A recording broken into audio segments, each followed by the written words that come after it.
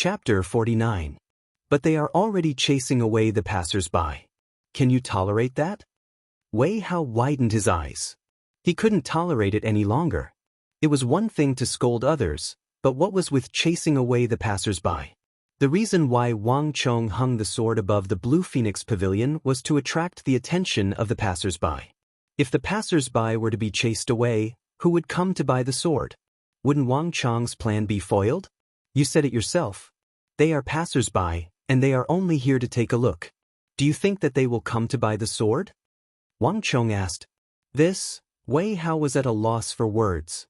Don't worry, it's nothing much. I have a plan in mind. Wang Chong patted Wei Hao's shoulders and smiled. He didn't think much of the actions of the great swordsmithing clans. If the Wuzi steel sword were to be sold at the price he expected, it was impossible for the great swordsmithing clans to not react. Wang Chong had already expected this. Shifting his body, Wang Chong changed to a more comfortable posture. This way, he could see more clearly.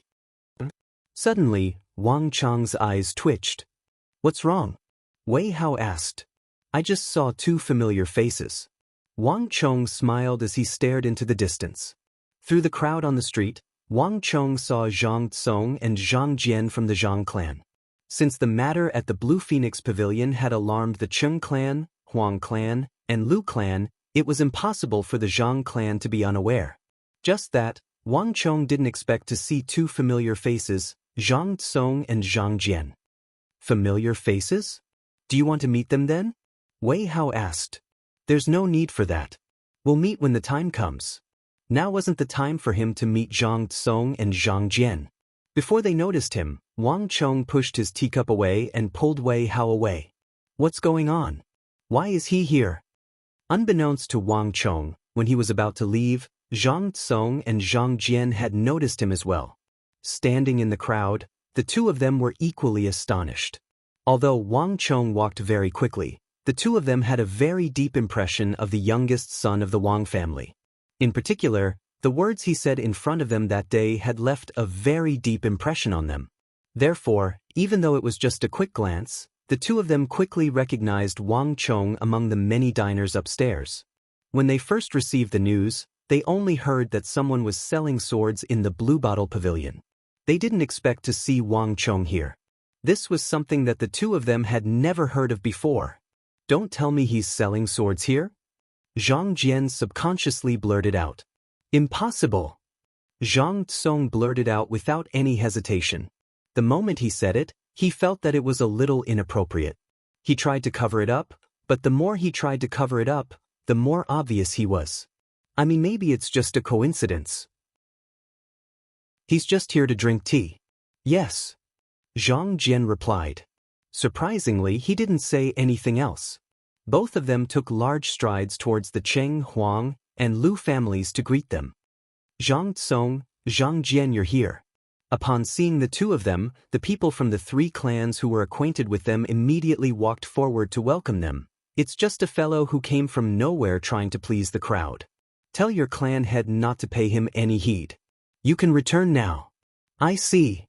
After asking the three clans about the details of the matter, the two of them heaved a long sigh of relief. We'll report this matter to our clan head. Even though they said so, for some reason, the two of them were in a daze. Almost simultaneously, they thought of Wang Chong, who had appeared on the second floor of the Blue Bottle Pavilion. Wang Chong's appearance made the two of them feel uneasy. I hope that it isn't what I think it is. With such thoughts in mind, the two of them quickly turned around and left. No one noticed that a leader of the Imperial Army was standing in the crowd in front of the gate tower. He was stroking the stubble on his chin as he looked at the sword hanging in front of the gate tower with an amused expression. After the ruckus caused by the three great swordsmithing clans, the entrance of the Blue Bottle Pavilion was completely deserted. In the view of the few great clans, this matter had come to an end. However, what no one expected was that after a day of peace, the Blue Bottle Pavilion caused an even bigger commotion on the second day, attracting the attention of many people once more. 1,200 gold taels. This was the latest price of the sword in the Blue Bottle Pavilion. Compared to the first day, the price had doubled. Furthermore, The owner of the sword even released a statement through the Blue Bottle Pavilion. The sword on the pavilion would only be sold for 2 hours a day. After 2 hours, even if one wanted to buy it, it would not be sold. Furthermore, no one was allowed to look or touch it. 1,200 gold taels? Is he insane? In the Cheng clan's residence in the capital, an elder's eyes widened when he heard the price, as though they were about to pop out of their sockets. Who does that bastard think he is? How could he dare to sell a sword for 1,200 gold taels? Furthermore, it's gold. Even our Cheng clan doesn't dare to sell it at such a high price. Who does he think he is? Does he think that the people in the capital are fools? What is the Blue Bottle Pavilion thinking to allow him to cause such a ruckus? He was present at the Blue Bottle Pavilion yesterday. Even if he wanted to please the crowd, there should be a limit to it. What he couldn't understand the most was the Blue Bottle Pavilion. In the capital, the Blue Bottle Pavilion was quite influential. To allow someone to cause such a ruckus, how was he going to continue doing business in the future? How is it? Is there any news on the matter I asked you to look into? The elder of the Cheng clan, Qing Yuqing, put down the letter in his hands. Pausing for a moment, he turned to the disciple who delivered the letter and asked. Reporting to Elder, I've looked into it. It said that the one who sold the sword is a friend of the boss of the Blue Bottle Pavilion. It's hard to let go of an old friendship, so he put it up for sale there. What should we do? Elder, they're ruining our business. Should we take a look or warn them? The Qing clan disciple asked.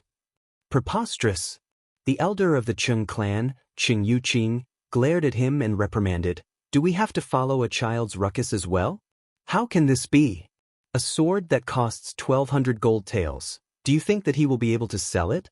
Let him cause a ruckus for a while, and after a period of time, he will calm down.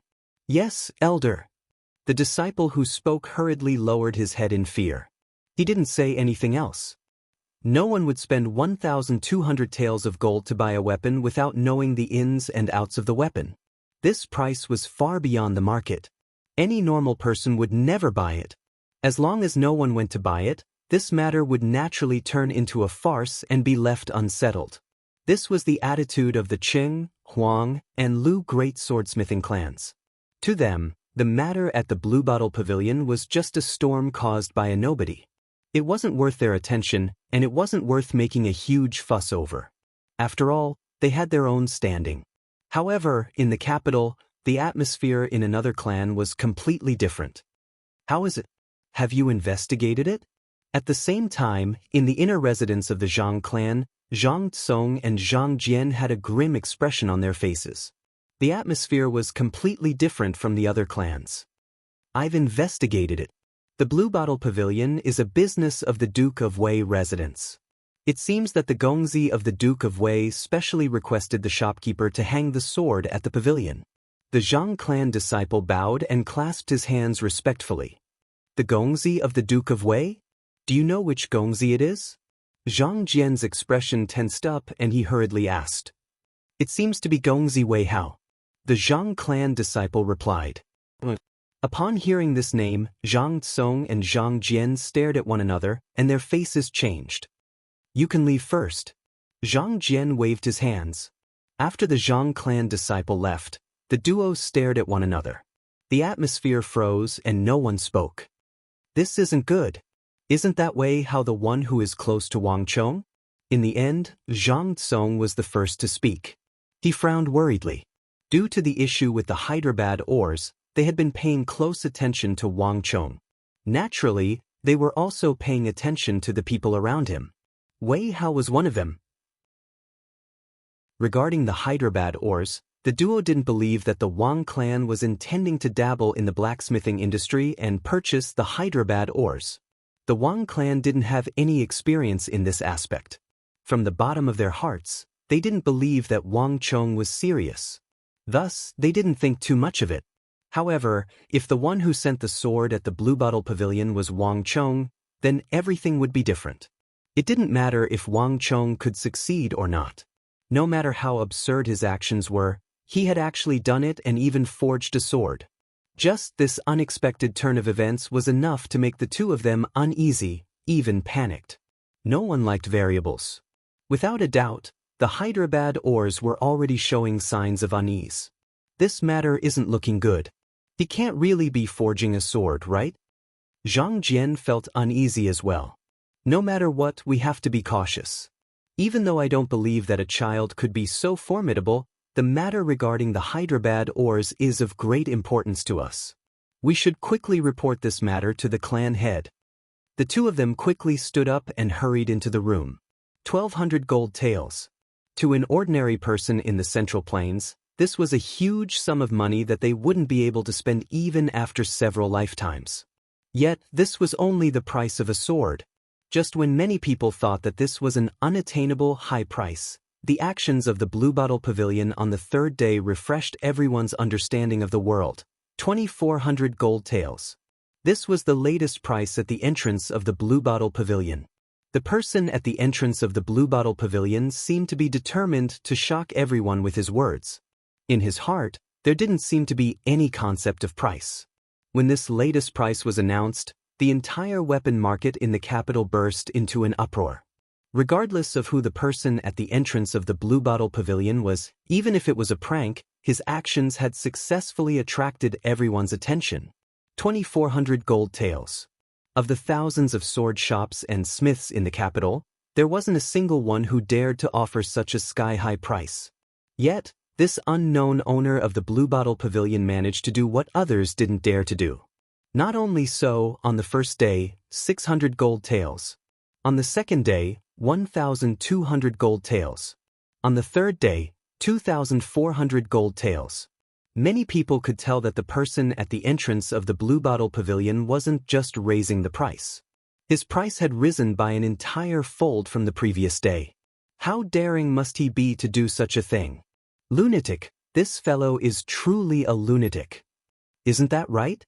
What kind of sword can be worth 2,400 gold taels for a sword to be worth such a price?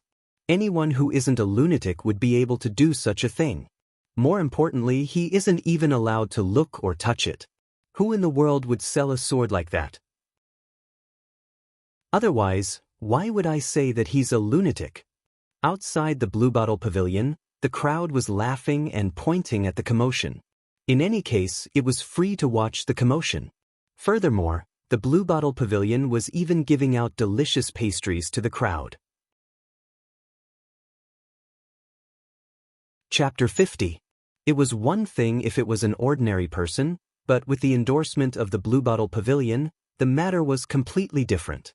In any case, this matter attracted the attention of more and more people in the capital. When this matter reached the ears of the Cheng, Huang, and Lu clans, the initially nonchalant swordsmithing clans couldn't maintain their composure. However, what the Cheng, Huang, and Lu clans didn't expect was that an even greater change would occur on the evening of the third day. It was this unexpected incident that changed the nature of the matter, as well as the view the other clans had of the Bluebottle Pavilion. 2,400 gold taels. This should be the most expensive sword pavilion in the Central Plains. The sun was setting in the west, and in the evening, no one noticed a bearded Western region merchant appearing at the Bluebottle Pavilion. This Western region merchant was called Mozaid, and he was a sword merchant from the Western Karax Spazu. Karax Spazinu, or Iraq, was known as Karax Spazinu in ancient times. Different from other sword merchants, Mozaid didn't treat swords as a business. Instead, he treated it as a hobby that he would dedicate his life to. Mozaid loved swords, and his love for them had reached an insane level. Toward those top-notch swords, he had a passion that came from deep within his bones. If he were to see such a sword, he would do everything in his power to buy it. Mozaid had set his sights on the world. His wish in life was to see all the best treasured swords and sabers in the world. Thus, the first thing Mozaid did upon arriving at the Central Plains was to visit all of the sword shops and smiths in the capital of the Tang dynasty. But none of the swords there could catch his eye. This place should be the most prestigious sword tower in the Central Plains. Mozaid thought as he looked at the signboard on the pavilion. After visiting the thousands of sword shops in the capital of the Tang dynasty, this was the most expensive place he had seen. There wasn't a single sword shop or smithing shop that could match up to this. 2,400 gold taels. Even in the Abbasid Caliphate and Karax Spazu, This was an extremely rare price. Mose didn't understand the Central Plains, but according to the rules of Karex Spazinu, only the best swordsmiths and the best swordsmiths would dare to sell their swords at the highest price. Without a doubt, this was the best sword pavilion in the Central Plains. Those who dared to sell weapons here must be the best swordsmiths. Before coming here, I heard that the market for weapons in the Central Plains is far inferior to that of the Abbasid Caliphate and Karex Spazinu, but from the looks of it, that's not the case at all. The owner of this sword tower must be very confident that he dared to wrap a sword worth more than 2,000 taels of silver in black cloth. He didn't even need to show it to others. Mosade had learned a little of the language of the Central Plains, so he could vaguely recognize some of the words on the door. He couldn't help but feel impressed. Abbasid Caliphate and Karex Spazinu had a large number of top-notch swordsmiths, and their smithing industry was rather developed. However, even the most formidable swordsmithing master wouldn't dare to do as this sword pavilion did, wrapping up their swords and sabers for others to see. In the eyes of the people of Karex Spazinu, such a master must be the most formidable in the Central Plains. Mosade immediately felt a strong desire to meet the most formidable swordmaster of the Central Plains. Thinking of this, Mosade immediately walked toward the Blue Bottle Pavilion. However, after taking a few steps, a gust of wind blew past. My scarf! Not too far away, the exclamation of a lady could be heard. Amidst the wind, a green scarf fluttered in the air. Mosade didn't pay much attention to it initially, but after taking a few steps, he realized that the green scarf was flying toward his face. Master, be careful. A few loyal Karex Spazinu guards immediately rushed over. Upon seeing this sight, Mosade chuckled. Without waiting for the guards to rush over, he placed his hand on his waist. Shwa! A cold light flashed, and the silk scarf, which was as light as a feather, was immediately cut into 2 pieces. The 2 pieces fell to the ground. The Karex Spazinu guards stopped in their tracks. From afar, the lady's scream came to an abrupt halt. She stared in Mosade's direction with a shocked expression, cutting through a single strand of hair. This was the standard of the best swordsmiths in Karex Spazinu. Mosade sliced apart the green scarf in the air and chuckled. Then, he sheathed his saber at his waist with an arrogant expression. This was his best sword, and it was also his favorite sword and saber. Bring 2 gold ingots over to compensate that lady. Leaving behind these words, Mosade walked into the Blue Bottle Pavilion with widened strides. Behind him, 2 Karex Spazinu guards grabbed 2 gold ingots and hurried over to the stunned lady. Putting aside the matter at the Blue Bottle Pavilion, in the Wang family residence, after handing over the matter of the Wu Zi steel sword to Wei Hao, Wang Chong began to focus on his martial arts. With the panther bone, I can cultivate some of the cultivation techniques from my previous life. Early in the morning in the Wang family's back garden, Wang Chong was playing with a string of pearls as thoughts flashed through his mind. Possessing the memories of his previous life, Wang Chong had too many cultivation techniques from his previous life in his mind. However, most of these destructive cultivation techniques were limited by Wang Chong's root bone, making it impossible for him to cultivate them. However, things were different now. Even though Wang Chong's root bone wasn't very strong, he was still able to cultivate it. However, after obtaining the panther bone, he could start practicing some of the basic and low-level cultivation techniques from his previous life. I'll cultivate the Herculean punch. After contemplating for a long moment, Wang Chong finally made up his mind. In his previous life, when the steel horsemen from the foreign lands appeared out of nowhere, their powerful defense rendered the soldiers of all the countries at the bottom of the hierarchy helpless. That was until the invention of the Herculean punch. This fist technique stacked the strength of one's entire body together like a tidal wave. With a single punch, a low-level soldier would be able to exert strength several times that of their own. Thus, the current situation was changed. Honestly speaking, this kind of fist technique was not a very brilliant technique. But in the origin energy realm, it was definitely the strongest cultivation technique. Given Wang Chong's current situation, this fist technique from the military was the most suitable for him. Gongzi, someone is looking for you outside. Just when Wang Chong was about to start cultivating, Shenlong's voice suddenly sounded by his ear. It's the two Buddhist men. Wang Chong pondered for a moment before smiling. He already understood what was going on. After such a long time, they should be making some movements by now. Let them in. Yes. Shenlong turned around and left quickly. In just a moment, two figures walked in with fluttering sleeves. Gongzi, Ablanadin and Arloja bowed, speaking in Sanskrit. Masters, you're getting impatient already? Wang Chong faintly smiled, apparently already knowing why they had come. Gongzi, I'm truly sorry. It's just that this matter is extremely important to us. Back then, we made an agreement with Gongzi that as long as Gongzi can fork out 90,000 gold taels within a month, you will obtain the 300 june of ores we have and the rights to sell the Hyderabad ores in the Central Plains. It's been so long now, and it's not far from the 1-month deadline. I wonder how Gongzi is doing? The two of them clasped their palms together and asked apologetically. Ha, masters, are you suspecting that I can't fork out 90,000 gold taels? Wang Chong heartily laughed as he made clear the purpose of their visit. Gongzi, please don't blame us. This matter is of great importance. Having their intentions exposed by Wang Chong, the two of them felt awkward and ashamed. But after hesitating for a while, he decided to tell the truth. Young master, I won't hide it from you. Our Sindhu is currently suffering from a severe famine, and with every passing day, more people die. During this period of time, Hyderabad had written several letters urging them. We have no choice but to be anxious. The two of them looked anxious as they spoke. This was not an act. The situation in Sindhu was already very serious. If the situation was serious, the two of them would definitely not rush Wang Chong. You don't have to worry. As for the matter of 90,000 taels of gold, I will be able to gather the money within this period of time. As for Sindhu, if you are worried, I can first contact the Turkic merchants and have them gather a batch of cattle and sheep to send to your Sindhu. Although Wang Chong didn't have much gold left, cattle and sheep weren't as expensive as swords. 100 taels of gold could still buy a lot of cattle and sheep. Really? The two of them were surprised and delighted. Looking at Wang Chong, they felt extremely moved.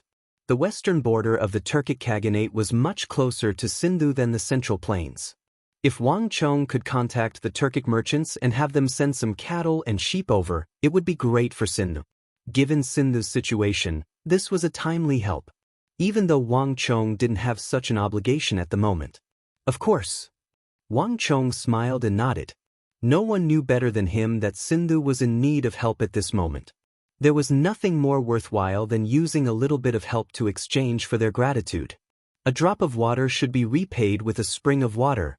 This saying was applicable to all corners of the world. In the future negotiations for the Hyderabad ores, these things would be of great help. As for the matter of the 90,000 taels of gold, if you don't believe me, follow me. The matter of the cattle and sheep was a matter for the future. It would take at least 10 days before they reached Sindh. However, the matter of 90,000 taels of gold was urgent. Words alone were no proof. Since the two monks already had doubts in their hearts, they would not be at ease without concrete evidence. All of this was within Wang Chong's expectations. Wang Chong didn't stand on ceremony. He called for a carriage and brought the two of them straight to Blue Bottle Pavilion. See, 2,400 taels. Gold. Wang Chong added with a smile. Standing among the crowd, the two Sindhi monks glanced at one another and saw the deep shock in the other's eyes. Wang Chong chuckled inwardly. They had arrived early today, but the price they saw was still the same as yesterday. If they were to wait until noon and see that 2,400 taels had become 4,800 taels, they would be even more shocked. 2,400 taels. Have the swords of the Central Plains become so expensive? The two of them didn't recognize the words of the Central Plains, but they were still able to recognize 2,400. This price left them deeply astonished. The two of them didn't expect the weapon market of the Central Plains to have flourished to such an extent. Is this the weapon you forged? Wang Chong nodded his head and didn't deny it. Now, are you still worried that I won't be able to take out 90,000 gold taels? It's fine, it's fine. The two of them hurriedly waved their hands, but their hearts were filled with excitement. If a weapon could be sold for more than 2,000 gold taels, then 90,000 gold taels wouldn't be a problem for this noble Gongzi. If they could really raise 90,000 gold taels within a month, it would be great news for Sinnu. Recalling how they doubted whether Wang Chong would be able to take out 90,000 gold taels, the two of them felt ashamed. When Wang Chong saw the ashamed expressions on their faces, he inwardly chuckled. Selling a weapon for 2,400 gold taels and selling it for 2,400 gold taels were two completely different concepts. Even though the two Sindhi Buddhist monks were tasked with promoting the Hyderabad ores, it was clear that they weren't too familiar with the market for such weapons. It's fortunate that they don't speak the same language and can only speak Sanskrit. Otherwise, it would be hard to fool them. Wang Chong was also rejoicing inwardly. Masters, let's go up and have some tea. Chapter 51. Wang Chong, you're finally here. If you were any later, I might not be able to hold on any longer. The moment Wang Chong entered the Blue Bottle Pavilion, Wei Hao rushed out anxiously. His forehead was filled with sweat. What's wrong? Wang Chong frowned as he stared at Wei Hao in astonishment. Wei Hao had a carefree personality, and as such he rarely paid attention to anything. This was the first time Wang Chong saw him so anxious. Something has happened, something huge has happened. Someone is here to cause trouble. Wei Hao stuttered. He was so anxious that his tongue was tied. Don't panic, speak slowly. Even if the sky falls, I'll hold it up. What do you mean by causing trouble? Wang Chong said as he gestured for Wei Hao to calm down. Perhaps it was Wang Chong's aura that worked. Wei Hao gradually calmed down. Only then did he speak of the matter. Yesterday evening, just as Wei Hao was preparing to return, a merchant from Mosade Karak's Spas Inu suddenly appeared. This fellow spoke in a half-baked Chinese, and the moment he walked up, he started talking about the swords and sabers of the Central Plains. He said that he couldn't think of anything and that it was better than the West. Wei Hao thought that he had met a sucker and he was delighted. Unexpectedly, this fellow suddenly took out a saber, intending to compete with Wang Chong. Only then did Wei Hao realize that this bastard was here to cause trouble. Wei Hao was infuriated, so he wanted the other party to leave. He didn't expect this fellow to start acting at this moment, saying that his language wasn't good and that he couldn't understand him. In any case, he stubbornly refused to stay in the Blue Bottle Pavilion, intending to compete with the saber that Wang Chong hung on the pavilion. Wei Hao had been arguing with him for a very long time, and it had attracted the attention of many people. In fact, it was starting to affect the business of the Blue Bottle Pavilion. Wei Hao wanted to chase him away, but this fellow was in the saber and sword business. As long as he didn't break the rules, Wei Hao couldn't chase him away. Wang Chong, if you don't come, I won't be able to hold on. That fellow had been clamoring to hang his weapon on the Blue Bottle Pavilion to display it to everyone. If you can hang on it, why can't he? Furthermore, it was rumored that it was rising to the Central Plains and Karak's Spazunu. I really can't do anything to him. Wei Hao spat out all the words he had been holding back in one breath. This time, when Wang Chong sold the sword, he had thought that it would be a simple transaction. You buy, I sell. He did not expect it to be so complicated. What about that Karak's Spazinu merchant? Wang Chong said. Inside. I stalled him temporarily and said that I would wait for you to come over. As soon as Wang Chong appeared, Wei Hao calmed down as if he had found his pillar of support. Let's go, take me to him. Wang Chong left the two Bengu poison monks behind and got someone to arrange a private room. Then he quickly left with Wei Hao. In a compartment within the Blue Bottle Pavilion, Wang Chong finally met the Karak's Spazinu merchant that Wei Hao spoke of. You're Mosade? Wang Chong stared at the bearded man in front of him. You're the owner of that sword? Mosade stared at Wang Chong in astonishment. He didn't expect that the owner of the sword would be a child in his teens. However, upon seeing Wang Chong nod his head, Mosade quickly tossed all of this to the back of his mind. His passion for famed swords and sabers had long made him disregard everything else. Age and the like were not within his consideration at all. Great. I like your sword a lot. You must be an incredible sword master. This is the treasured saber of our Carex Spazinu, as well as my most treasured saber. I would like to compete with you. Mo Zaid immediately stood up from the rattan chair with a passionate expression. Didn't I already tell you that you can't? Wei Hao flew into a rage. Why didn't this fellow listen to him? If not for the Chamberlain of Dependency's order to treat foreign guests and merchants with courtesy, he would have long chased them out. Sure, Wang Chong said. These two simple words seemed to have infinite magic power. The entire private room suddenly became deathly silent. Wei Hao stared at Wang Chong in a daze. His mouth was wide open, and he couldn't believe his ears. He hurriedly looked for Wang Chong and tried his best to stall for time so that Wang Chong wouldn't agree to his request. Otherwise, he would have agreed to it yesterday. But he hadn't expected Wang Chong to agree to the matter that he had refused for so long, and without the slightest hesitation. On the other side, Mo Zaid was also surprised. He had been to other swordsmiths and smiths in the capital, and the other party would still be enthusiastic at the start. However, whenever he made such a request, the other party would always reject him and chase him out. This noble Gongzi, Wei Hao, tried his best to reject his request. Mo Zaid was prepared to spend a lot of effort to convince the swordsmith, but he didn't expect the other party to agree to his request so readily. This was something that even Mo Zaid did not expect. Wang Chong, you're insane. Wei Hao finally reacted. Ignoring Mo Zaid's presence, he grabbed Wang Chong's arm and pulled him to the next room. That fellow is clearly here to cause trouble. You know that he doesn't have good intentions, so why did you agree to his request? Wei Hao asked with a hushed voice, agitated. Wang Chong's decision had caught him off guard. Even now, he still couldn't accept the huge difference between the situation and his expectations. Calm down. Wang Chong smiled and gestured for Wei Hao to calm down. Honestly speaking, right from the start, Wang Chong's plan was to deal with the imperial army. The merchants of the western regions weren't part of his considerations at all. However, Mo Zaid's appearance had provided an additional opportunity for Wang Chong. As long as he made good use of it, this matter would only benefit him. This Mo Zaid doesn't have any ill intentions. He's not doing this for the reason you think he's here to cause trouble. Wang Chong explained with a smile. Wei Hao didn't know much about this Mo Zaid, but with the decades of memories from his previous life, Wang Chong knew that Mo Zaid didn't have any ill intentions.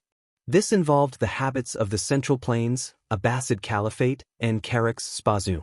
In Abbasid Caliphate and Carex Spazinu, people had a habit when purchasing swords. They liked to compare their swords with the other parties. If the quality of the other party's sword was higher and could break their own sword, or even make a dent in the blade, then they would happily buy the better sword. Otherwise, they would abandon it. In Carex Spazinu and Abbasid Caliphate, this was a normal behavior, and it was tacitly accepted by the entire industry. Through this kind of behavior, those low-quality swords were quickly eliminated. As for the remaining swords, most of them were of superior quality, and there wasn't much of a difference between them. Through this behavior, Carex Spazinu and Abbasid Caliphate promoted the advancement of the entire industry, causing the quality of weapons in the West to rise. Those top-notch swords were able to fetch a price commensurate with their quality, and the standing of swordsmiths rose significantly. They were highly respected in the West. After a long period of time, the weapon market in Abbasid Caliphate and Carex Spazinu flourished, far surpassing that of the Central Plains. In the West, everyone in Abbasid Caliphate and Carex Spazinu benefited from this. In Wang Chong's memories, a few years later, the Abbasid Caliphate and Carex Spazinu sword merchants would enter the Central Plains on a large scale, and they would bring this behavior to the Central Plains as well. The weapons of the East and the West would clash with one another, the smithing skills would clash with one another, and the habits of the people would clash with one another. In Wang Chong's memories, it was only after the weapon merchants in the Central Plains started to accept this behavior that the price of weapons in the Central Plains started to rise. Only competition could bring about prosperity. Only when the Central Plains accepted and got used to such competition would the weapon market of the Central Plains welcome a true leap forward. When swordsmiths started to spend more time and effort on their weapons, when the requirements for the weapons they forged became more stringent. Only then would the weapon market of the Central Plains welcome a qualitative leap forward. Those top-notch weapons were able to fetch an even higher price in the market, and after the swordsmiths reaped high profits, they would then forge even more top-notch weapons. This was the trend of the world, and it was a virtuous cycle. Everyone benefited from it. It was precisely because Wang Chong knew of this trend that he didn't reject it. Furthermore, if he were to make use of this situation well, it would be beneficial to his plans. But even so, you shouldn't have agreed to their request. Wei Hao listened to Wang Chong's explanation of the trading habits of Carrick's Spazinu. His expression was tense, and worry filled his heart. You might not know how sharp the weapons of the Abbasid Caliphate and Carrick's Spazinu are. Those swords can cut through a hair with a single blow. There was once a merchant from the western regions who gifted a curved blade to my father, and it easily sliced through a famed blade that my father collected. I witnessed it with my own eyes. If I knew how formidable those fellows were, I wouldn't have rejected them. Wei Hao was worried. In the Central Plains, the swords of the West weren't well known yet. However, due to his father's relationship with the Duke of Wei Hao knew how formidable the weapons of the Abbasid Caliphate and Carrick's Spazinu were. So, you're worried that I might lose to him? Wang Chong chuckled. Wei Hao was speechless. Don't worry, I know how formidable the swords I forge are. I won't lose to him. Wang Chong smiled faintly. Of course, Wang Chong knew how formidable the weapons of the Abbasid Caliphate and Carrick's Spazinu were. After all, he had witnessed it in his previous life. However, Wang Chong was more confident in his weapons. In this era, it was impossible for a weapon that was more formidable than Wuxia steel to exist. After consoling Wei Hao, Wang Chong walked back into Mozade's compartment. Master, you agreed. Upon seeing Wang Chong enter, Mozade's eyes lit up. Don't worry, I know that the rules of the Central Plains are different from Carrick's Spazinu. If your weapon is damaged, I will compensate you. If you are able to damage my saber, that would be even better. I am willing to pay a higher price to buy your saber. There's no need for compensation. As for buying it, we can talk about it when the time comes. Wang Chong chuckled. 2,400 gold taels was the price on the third day. If this Carrick's Spazinu merchant thought that this was the price of his weapon, he would be sorely mistaken. Wang Chong wasn't prepared to sell the world's first true Wuxia steel weapon so cheaply. That would be a huge loss for him. Can I take a look at that famous saber of yours?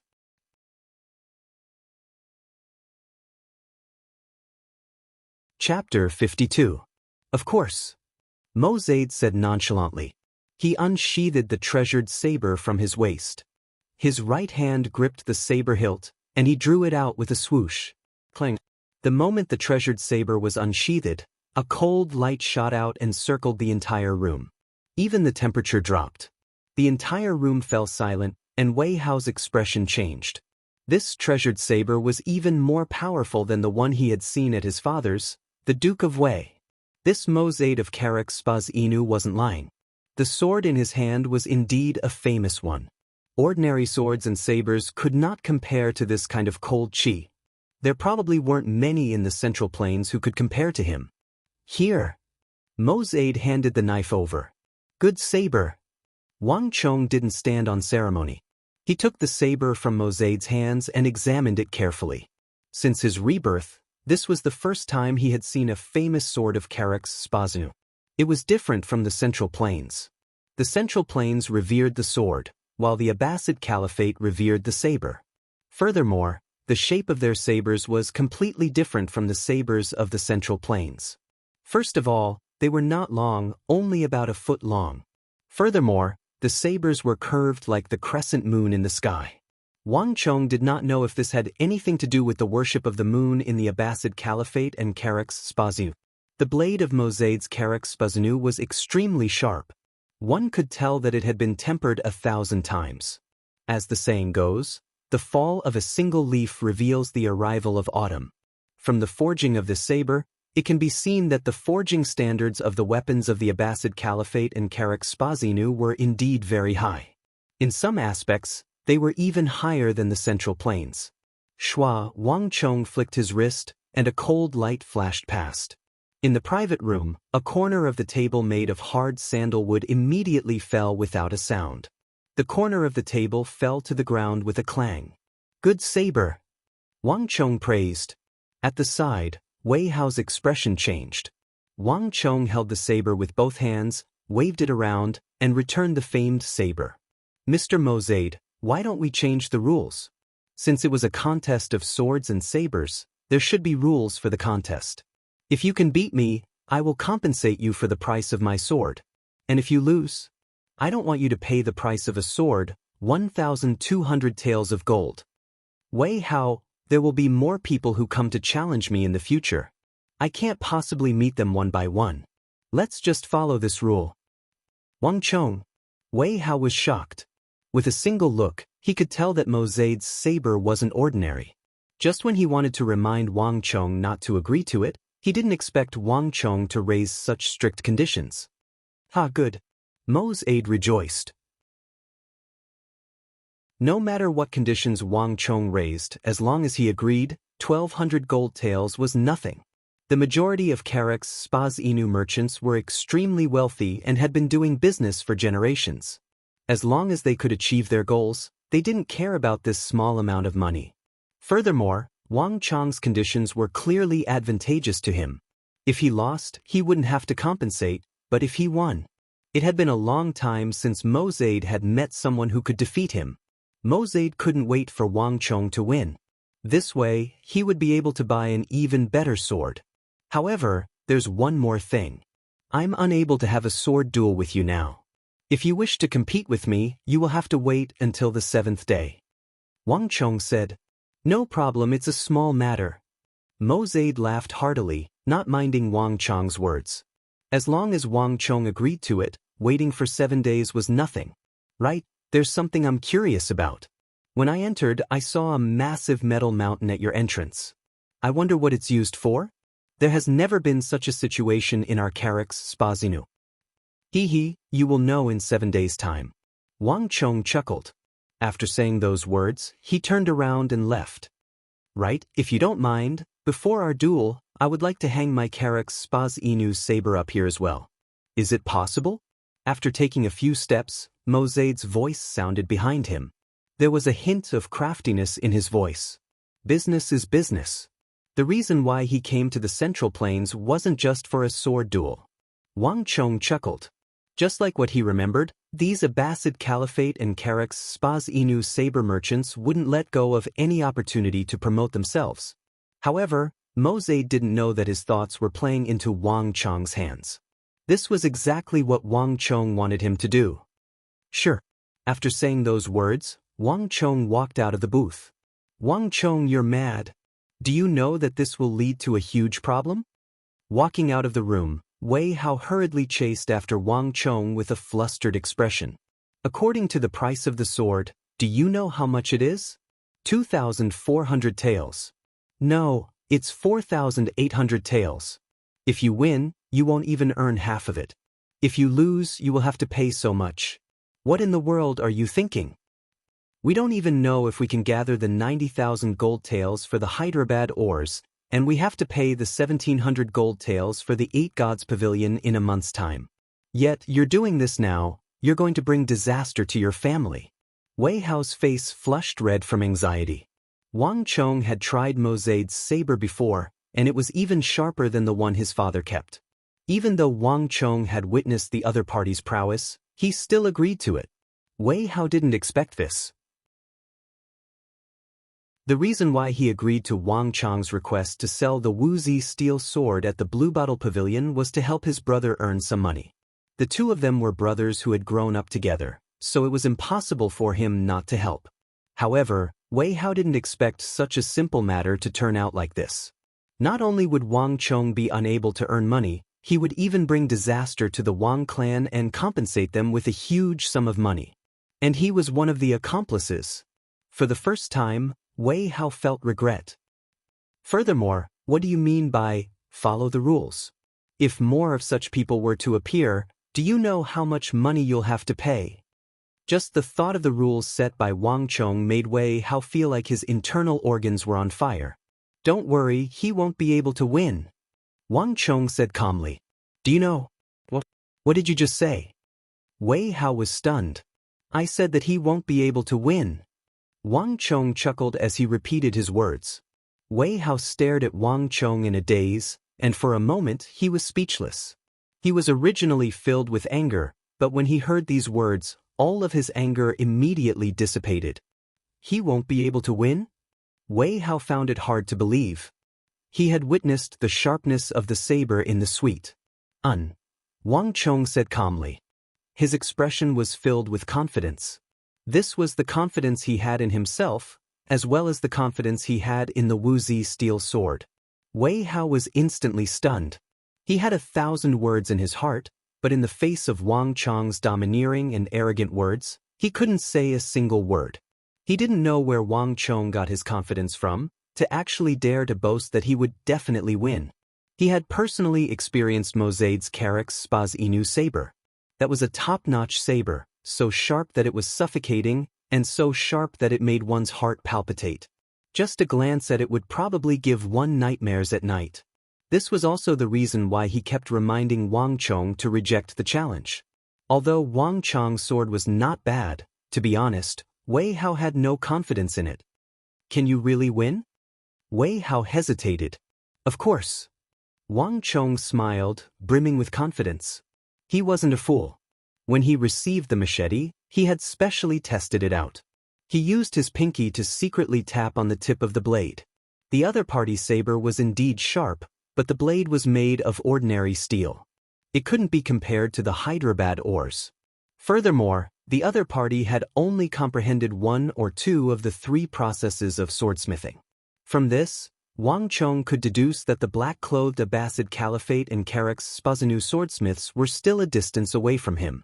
At the very least, it would be impossible for them to catch up to him in the next few years. Given the level of craftsmanship, it was impossible for the other party to match up to his Wuxia steel weapon. All right, I believe you. Wei Hao admitted defeat. For some reason, even though he felt that Wang Chong's actions were wrong, Wei Hao couldn't find any words to refute the other party's confidence. Thus, he was easily convinced. But you don't have to reject the bet. A duel should be fair. Since the Karak's Spazinu merchants are rich, why are you being polite with them? Isn't it better to let them lose a few thousand gold taels? Wei Hao recalled the final matter and grumbled. Don't worry, I know what I'm doing. This is called using a small trick to win a big one, throwing a brick to attract jade. Wang Chong patted Wei Hao's shoulders. He wasn't a fool, but he had a greater motive in mind. A few thousand gold taels wasn't enough to make him rich. Just Mozade's few thousand gold taels wasn't enough to make him rich. As long as he could build up the market for Wuxia steel weapons, the fortune that Wang Chong would be able to earn wouldn't be something that a sword duel gamble could match up to. I'll be leaving now. I'll leave the matters here to you. Wei Hao, remember, if such a matter happens again in the future, just deal with it according to today's situation. After which, Wang Chong beckoned to the 2 Sindhi Buddhist monks who were drinking tea outside before leaving. Wang Chong didn't want too many people to know about the swordsmithing at the Blue Bottle Pavilion. As for Mozade, this Karak's Spaz Inu sword merchant couldn't even speak the language of the Central Plains, so how could he possibly know what kind of person Wang Chong was? The moment Wang Chong left, the price on the door of the Blue Bottle Pavilion doubled, becoming 4,800 gold taels. At the same time, Mozade's Karak's Spazinu sword was also hung on the door of the Blue Bottle Pavilion. This was the first time in the past 3 days that another sword was hung on the door of the Blue Bottle Pavilion. Furthermore, from the design of the weapon, it wasn't even a sword from the Central Plains, but an authentic Karak's Spazinu sword. This novel change immediately attracted the attention of the crowd. When the contents of the sword duel gamble between Wang Chong and Mozade was exposed, the entire matter caused a commotion that even Wang Chong didn't expect. Number 1 sword in the world. The first direct confrontation between the Central Plains and Karak's Spaz Inu and Abbasid Caliphate. The first sword duel of the Tang dynasty.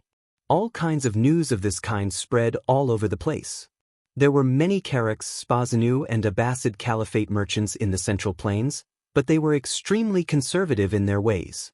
This was the first time that a clash between Eastern and Western weapons occurred in the Tang dynasty. The entire matter immediately attracted a huge amount of attention. How can an unknown fellow represent the swords and sabers of the Tang dynasty? When the news spread to the major swordsmithing clans, the Qing clan was the first to be agitated.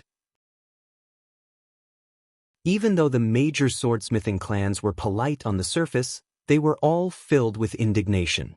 They wanted to surpass the other swordsmithing clans and vie for the title of #1 sword in the world. Just that, no one could have expected that a nameless fellow of unknown origin would take the lead. Initially, the major swordsmithing clans had a unified stand on the matter of the Blue Bottle Pavilion, and they didn't need to bother with such an insignificant matter. But now, everything was different.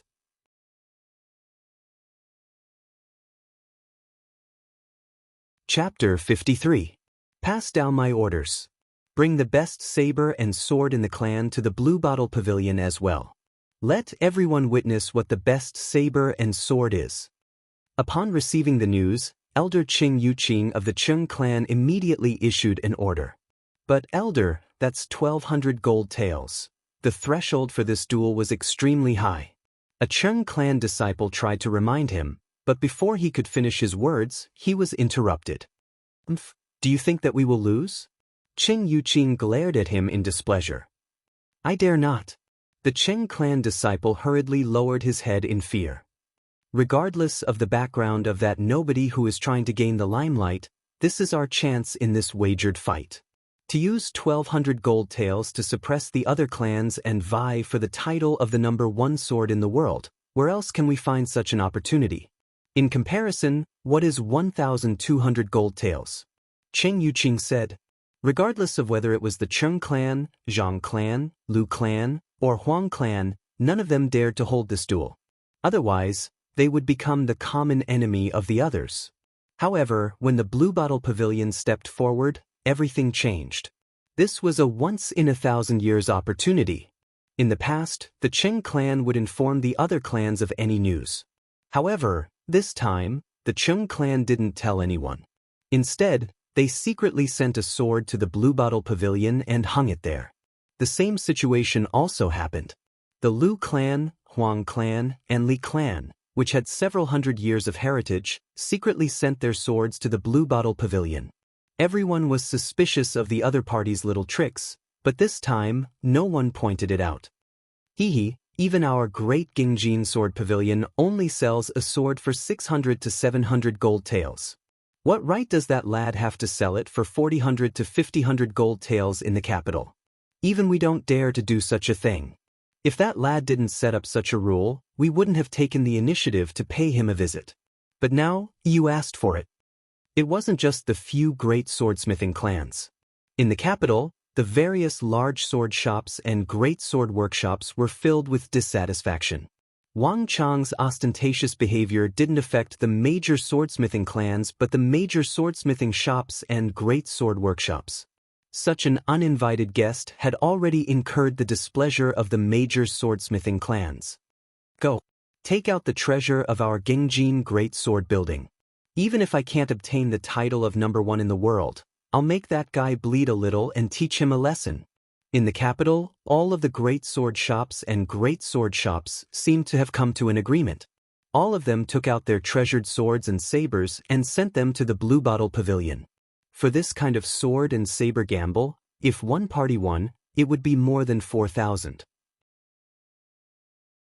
If 10 parties won, it would be more than 40,000. This was enough for anyone or any faction to bleed. Regardless of the intentions of the crowd, with so many sabers and swords from the Central Plains participating in the duel gamble, the influence of the duel gamble grew stronger and stronger. Go! Let the Han of the Central Plains witness the prowess of our Abbasid Caliphate and Caracks Spazu. Don't look down on us just because this is the territory of the Central Plains. A large number of sword and saber merchants from the western region also joined in. The whole thing was like a rolling snowball, getting bigger and bigger and getting a little out of control. Even some swordsmithing clans, sword shops, and sword towers were attracted here. Humph! Do you really think that your swords and sabers are the number one in the world?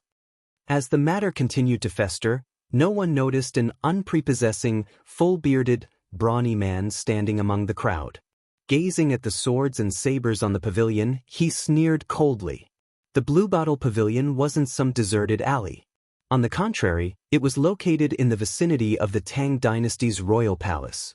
There was a huge flow of people here, and those who came here were either wealthy merchants or martial arts experts. Such a huge matter had happened in the Blue Bottle Pavilion, and it immediately attracted the attention of many people. The full-bearded man was one of them.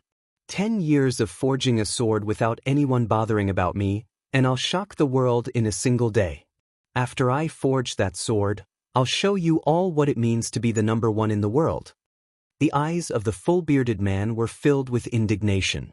After taking a deep glance at the swords and sabers on the pavilion, the full-bearded man retracted his gaze. Without alerting anyone, he passed through the crowd and left stealthily.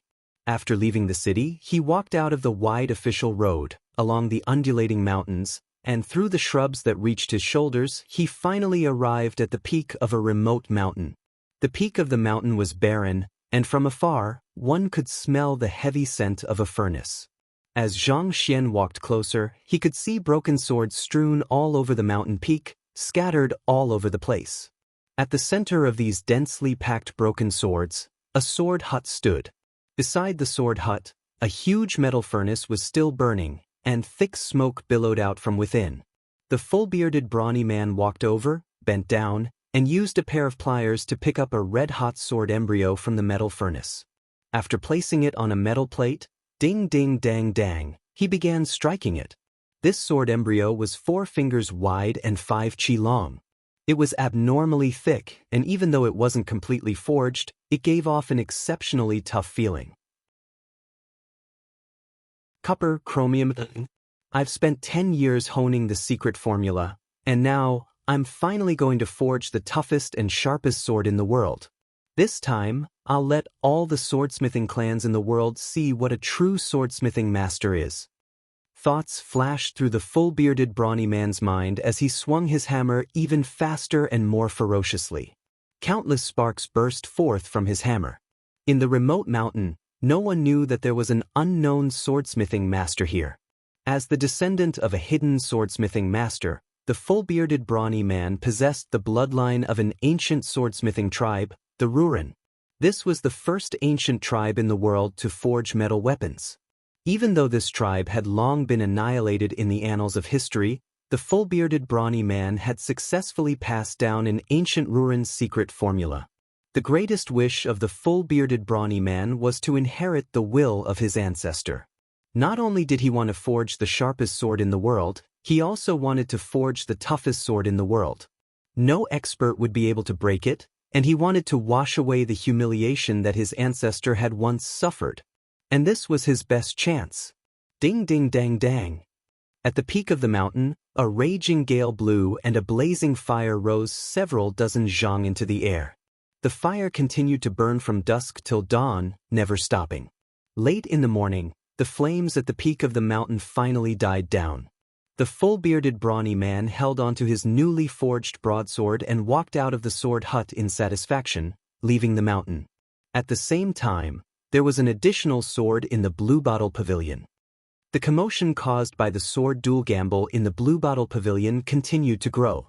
In just a single day, the number of swords participating in the duel gamble reached more than 20, and this was the result of a selection process. Even the high price of 1,200 gold taels wasn't able to stop them. The 4 great swordsmithing clans in the capital, the swordsmithing merchants in the western regions, the sword shops and smiths in the capital, as well as some unknown swordsmithing experts. Wei Hao was already overwhelmed with work. He had never expected that the commotion would develop to such an extent. Mosade's appearance was like a fuse that ignited the entire weapon market in the capital. A large number of swordsmithing clans, smiths, and even foreign powers joined in. The entire matter was like a broken dam, unable to be stopped.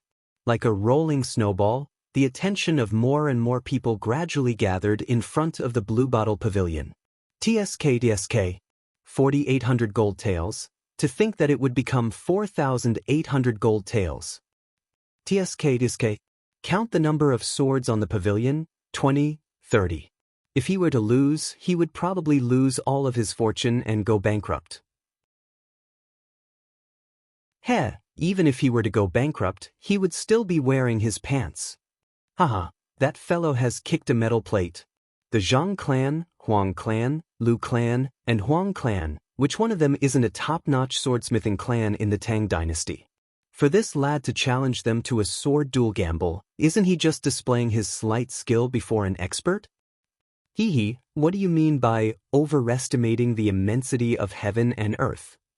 This is what it means by overestimating the immensity of heaven and earth. The capital is filled with crouching tigers and hidden dragons. How can other places compare to it? If he wants to court death, what can you do? In front of the Blue Bottle Pavilion, the crowd burst into laughter. Even though the battle for the number one sword in the world was a huge commotion, it was something that only sword merchants were concerned about. To these people, they were more concerned about something else.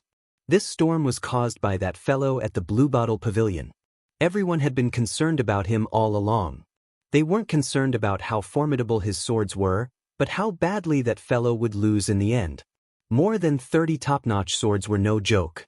Just thinking about the identities of those people, they could really make one go bankrupt. Some of the more shameless ones even set up a gambling den in the vicinity of the Blue Bottle Pavilion. The matter continued to grow, and gradually, it attracted the attention of another unique group. Hee, look at the Blue Bottle Pavilion, it sure is bustling. There are so many people there. There must be at least a few thousand of them, right? The number one sword in the world, this title sure is huge. Look at those swords, they aren't bad. Just that they are a little expensive. Bullshit. If there's a good sword, what does money count for? I'm just afraid that it's just an ordinary sword. That's right. How can a sword that costs 600 to 700 gold taels be considered a good sword? It's fine to sell it to ordinary people, but it's really embarrassing to sell it to us, the Imperial Army. On the golden walls of the Tang Dynasty Royal Palace, a row of Imperial Army members stood on top of the walls, gazing at the distant Blue Bottle Pavilion. Looking from the tall walls of the palace, the Blue Bottle Pavilion seemed much smaller in comparison. However, the green-colored roof and the huge crowd in the surroundings were the most eye-catching sight within a few kilometers.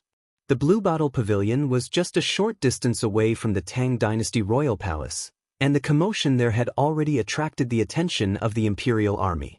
Life within the palace was extremely dull.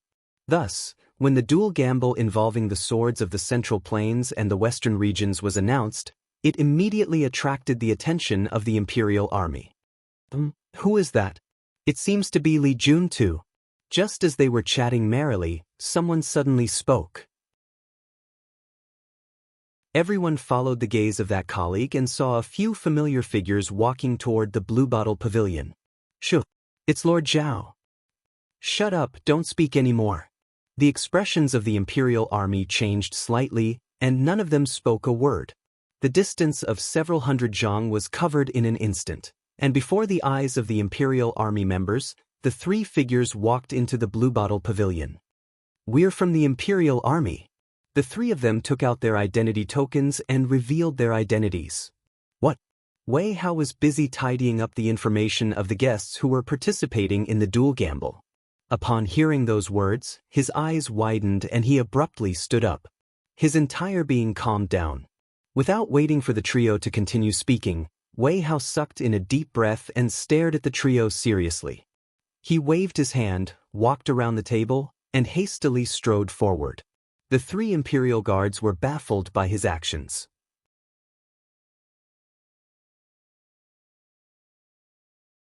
Chapter 54. Wang Chong, the Imperial Army that you spoke of is really here. This was the first thing that Wei Hao said as he rushed into the Wang family residence.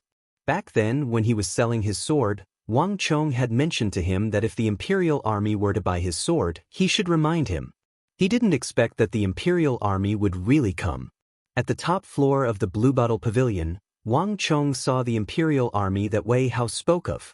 Ever since he was born, this was the first time that Wang Chong had seen the imperial army. The imperial army guarded the capital and protected the emperor. They were the royalty of the world, and they were born with the imprint of the royal family. Most people rarely came into contact with them. This was also the first time that Wang Chong had come into contact with the imperial army of the royal family. This was also the reason why Wei Hao was so surprised. What a strong scent of authority. It's no wonder that many scions in the capital don't dare to offend the imperial army. Wang Chong said to himself as he looked at these people. As they guarded the emperor and the royal family, they came into contact with many officials in the royal palace. Thus, the imperial army carried a strong scent of authority on them. Compared to ordinary soldiers, it was like comparing an official to a servant. Even without a token, it was easy to differentiate them. These people were like tigers and tigers, but they were also taciturn. Before them, it was easy for ordinary people to feel fearful, restrained, and uncomfortable. In terms of disposition, it was indeed impossible for an ordinary person to stand against them. The emperor's guards are indeed formidable, as expected of the strongest and most elite army in the world. Wang Chong complimented them. Wang Chong had seen the imperial army in his previous life. Compared to his previous life, the imperial army still retained the image of a mighty and valiant army in Wang Chong's mind. The imperial army was fond of martial arts. Thus, their prestige far exceeded that of ordinary people. However, a few years later, with the decline of the Tang dynasty and the emphasis on culture and the suppression of martial power, a large number of noblemen and playboys were squeezed into the imperial army and occupied high positions, while those with talent were pushed out of the imperial army. As a result, the imperial army, which was the most valiant in his previous life, became a weak army. When they were needed to protect the capital and the world, the imperial army collapsed on the battlefield with thousands of casualties, which became the heaviest shame of the Tang dynasty and the pain in the hearts of Wang Chong and everyone in the world at that time. Such a tragedy once is enough. No matter what, I will not allow such a thing to happen in the imperial army again.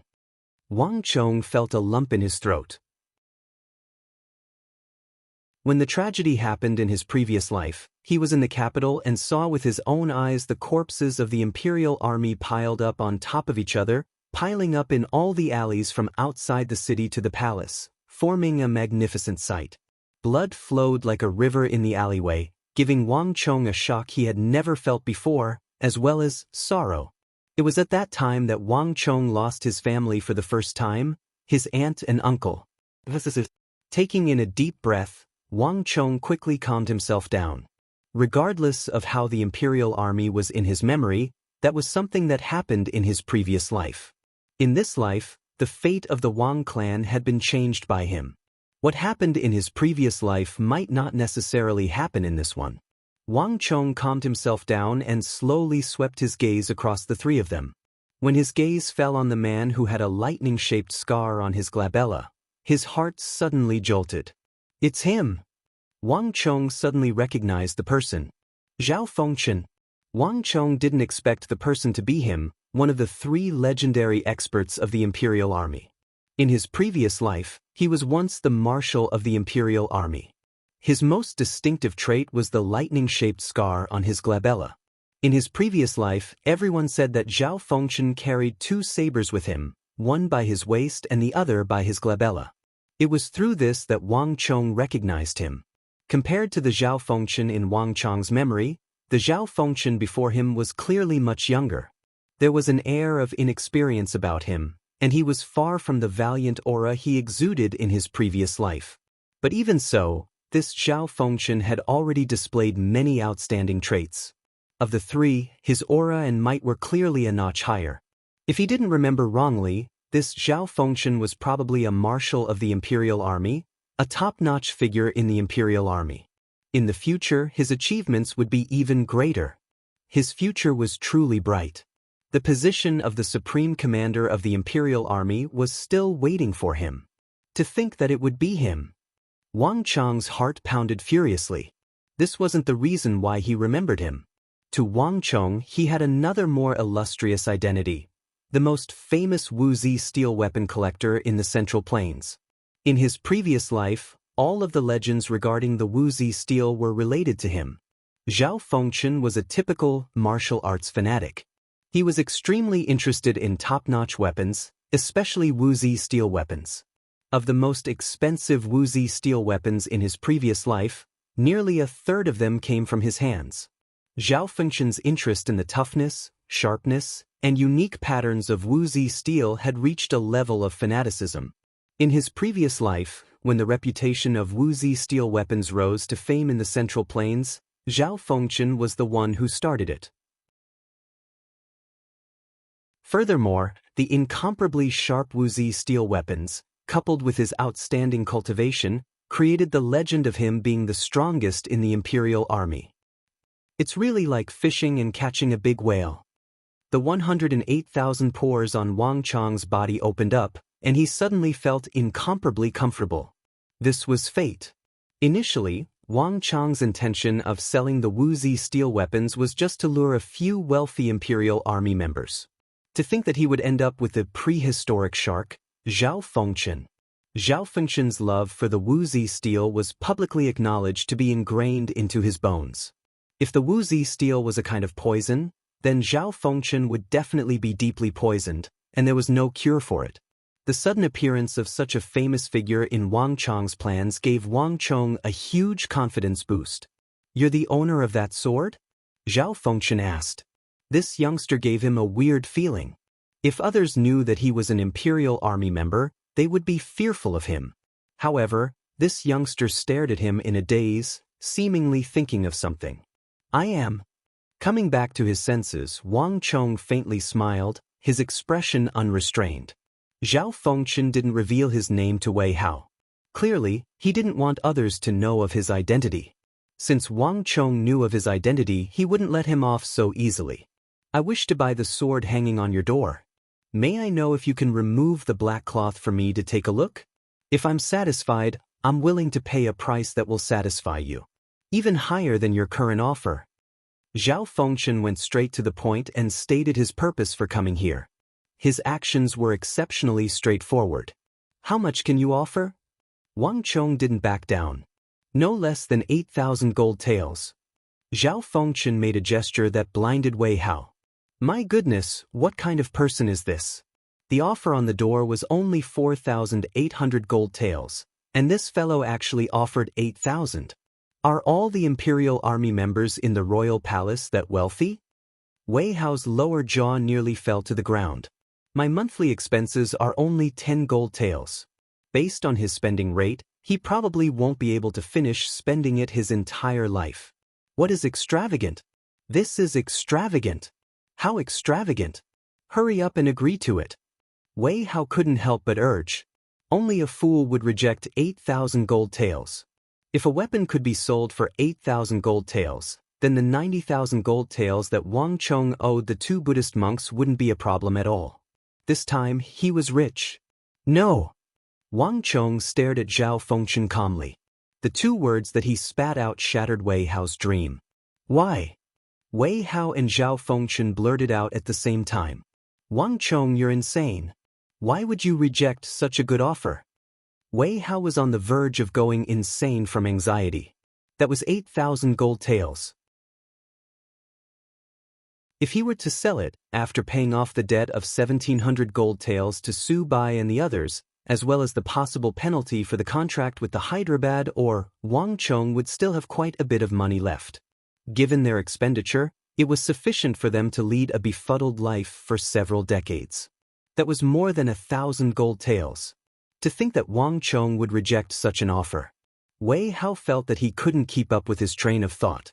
This Gongzi, my offer shouldn't be low, right? Zhao Fengchen felt differently from Wei Hao. He had to admit that this youngster had left him shocked. 8,000 gold taels. Most people wouldn't be able to resist the temptation. Yet, this youngster before him rejected it without even thinking about it. This left Zhao Fengchen astonished, and at the same time, he couldn't understand the reason behind it. General has just arrived here. so you might not know the rules of my sword sale. You are not allowed to look, touch, and of course, you are not allowed to remove the black cloth covering the sword. Do you understand my words? Wang Chong said calmly. Wang Chong wasn't surprised by Zhao Fengchen's wealth at all. Possessing the memories of his previous life, Wang Chong couldn't be clearer about Zhao Fengchen's background. The person before him had an illustrious background, the wealthiest man in the capital, as well as the young master of the prestigious Zhao clan. Zhao Fengchen had a secret that few knew of. Zhao Fengchen had a sliver of the royal bloodline. In his great-grandfather's generation, there was once a princess of the royal family who descended into the Zhao clan, and she was Zhao Fengchen's great-grandmother. It was this sliver of royal bloodline that created Zhao Fengchen's unique standing, causing him to be highly regarded in the clan. The Zhao clan supported him relentlessly. No matter what Zhao Fengchen needed, they would grant it to him. The reason why Zhao Fengchen was able to achieve so much in his later life, becoming the Grand Marshal of the Imperial Army at such a young age, was closely related to the support of the clan. The Zhao clan had always hidden this secret, and it was only many years later that it was revealed. The Zhao clan was said to be the wealthiest clan in the capital, and they were said to be the wealthiest clan in the capital. Regardless of whether it was to Zhao Fengchen or the Zhao clan, 8,000 gold taels meant nothing. Now was indeed the best time to do so. However, this wasn't what Wang Chong wanted. No one knew better than Wang Chong how popular the Wuxia steel weapons would become in the future. 8,000 gold taels might be a huge sum to an ordinary person, but to the true value of the Wuxia steel weapons in the future, it was equivalent to making a losing deal. How could Wang Chong possibly be tempted by it? Rules can be changed. 8,000 gold taels should be enough to compensate Gongzi's loss, right? It's just a glance, Gongzi doesn't mind. Zhao Fengchen persuaded in an attempt to change Wang Chong's mind. I just want to ask a question. If you aren't satisfied after taking a look, will you pay 8,000 gold taels as well? Surprised, Wang Chong pointed out the crux of the matter. Zhao Fengchen was stumped for words. The reason why he offered 8,000 gold taels was to buy a good sword. If he were to pay such a price for a piece of scrap metal, he would be a fool. Welcome to Immortal Cultivation Audiobooks, your gateway to the mystical world of Xianxia. Dive into legendary tales of martial arts, spiritual growth, and immortal ascension. Here, we bring you full-length English audiobooks of the best Wuxia and Xianxia stories, from young prodigies to ancient sect wars. Perfect for fans of Against the Gods, Martial World, and tales of demons and gods.